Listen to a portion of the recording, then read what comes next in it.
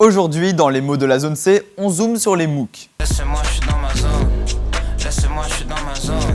On va parler des MOOC, ou FLOT, ou COM, bref, des Massive Online Open Course. Ce sont des cours en ligne ouverts à tous. S'inscrire est simple et surtout gratuit. Ils sont massifs car ils s'adressent à tous et dans tous les pays. Les sujets sont divers et la plupart du temps, ce sont des universités qui créent ces sujets. Ils se composent de graphiques, de vidéos, d'exemples, bref, tout ce que vous retrouverez assis face à un tableau. Si vous arrivez à suivre le cursus, vous obtiendrez une attestation. Et ça fait classe sur un CV. En 2012, Harvard et le MIT se lancent dans les MOOC, ce qui attire l'attention. Cette plateforme est nommée edX. Le public est jeune, principalement étudiant. Et en 2013, ce sont plus d'une centaine d'universités qui se sont lancées. Parmi elles, Princeton ou encore Berkeley. En réalité, le concept n'est pas si jeune. En 1963, en France, nos ancêtres créaient l'université populaire. Nos voisins britanniques avaient eux lancé en 1970 les Open University. Dans les années 2000, l'engouement pour cette nouvelle forme d'apprentissage n'a cessé d'accroître. C'est pratique, plutôt rapide